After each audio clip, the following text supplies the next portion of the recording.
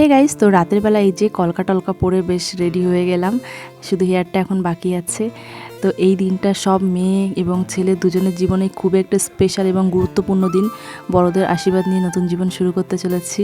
আর এইদিকে দেখো, এই যে সব স্টলে খেতে বসে গেছে অলরেডি এক বৈঠক। আর এইদিকে স্টলে সব চা পকোড়া খাচ্ছিল।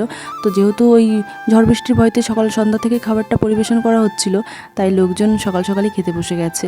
আমি মণ্ডপে আসার আগে এক বৈঠক অলরেডি হয়ে গেছে। তখন বাবা কাকা খুবই রেগে যাচ্ছিল যে লোকজন চলে এসেছে, খাওয়া দাওয়া শুরু হয়ে গেছে, এখনও মেয়ে এসে বসতে পারলো না। এদিকে আমার মেকআপ আর্টিস্ট একটু সাজাতে লেট করে দিয়েছিল, যদিও বা সেটা আমারই কারণে, কারণ আমার ওই গায়ে হলুদের ব্যাপারটা একটু দেরি হয়ে গেছিলো। তারপর তো একটা ব্রাইড সাজাতে তো আচ্ছা টাইম লাগে, তা তোমরা সবাই জানো।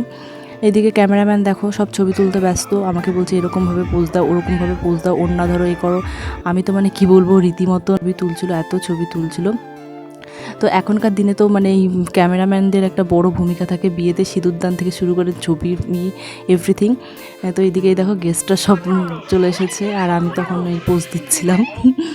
এরপরে খবর এলো যে বড় বেরিয়ে গেছে বাড়ি থেকে। তো তোমাদের দাদাভাইয়ের বাড়ি ছিল আমার বাড়ির থেকে প্রায় 1-1.5 ঘন্টার ডিস্টেন্সে, অনেকটা টাইম লাগবে।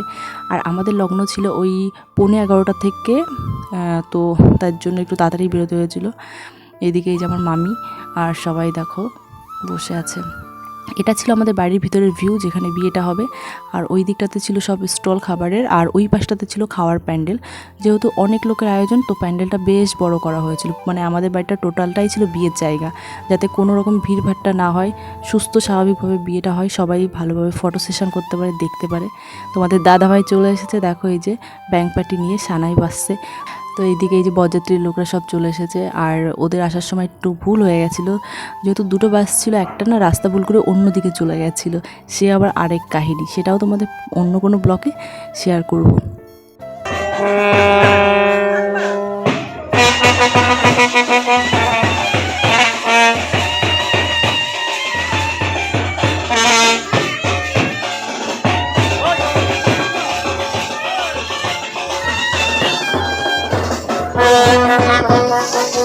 এইদিকে এই যে আমার ছোটো মাসি শাশুড়ি, উনি তো নাচতেই ব্যস্ত, খুব মজার মানুষ একজন ইনি।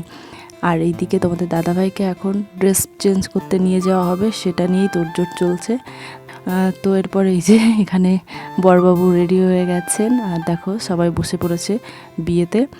আর আমি তখন ছিলাম ঘরে, যেহেতু ছেলে আসলে মানে মেয়ে ছেলে সামনাসামনি তো দেখা হয় না। তো তারপর ঘর থেকে আমাকে নিয়ে আসা হয়েছিল মামা জামাইবাবু মিলে। এটাও একটা রিচুয়াল শুনেছি, মেয়ের মামা আর মেয়ের জামাইবাবুই নাকি নিয়ে আসে। তো তোমাদের ভিতরে কী রিচুয়াল অবশ্যই বলো। আমার পাপিয়াকে তো দেখতেই পেলে এক ঝলক। পাপিয়াকে না সেদিন আমি খুঁজেই পাইনি, মানে সেরকম ওর সাথে আমার ছবিও নেই, বিয়ের অ্যালবামেও 2-1টা ছবি আছে, ও যে কোথায় ছিল কি জানি। তো পিউকে তোমরা অনেক দেখতে পাবে। এরপর আমাদের মালাবদন হয়েছিল, তারপর এই যে সব রিচুয়াল কমপ্লিট করে বিয়েতে বসে গেছি। আমার বিয়ের সময় তোমরা দেখতেই পাবে আশেপাশে পুরো মণ্ডপ ভর্তি লোক ছিল, মানে আমাদের আশেপাশে সবাই আমার বিয়েটা বলতে গেলে দেখেছে, আত্মীয় স্বজন থেকে শুরু করে প্রত্যেকে আমার বিয়েটা খুব মজা করেছে। পাড়া প্রতিবেশী, আত্মীয় স্বজন, ছোট বড় বন্ধুবান্ধব সবাই প্রেজেন্ট ছিল আমার বিয়েতে, মানে যতক্ষণ না বিয়ে শেষ হয়েছে।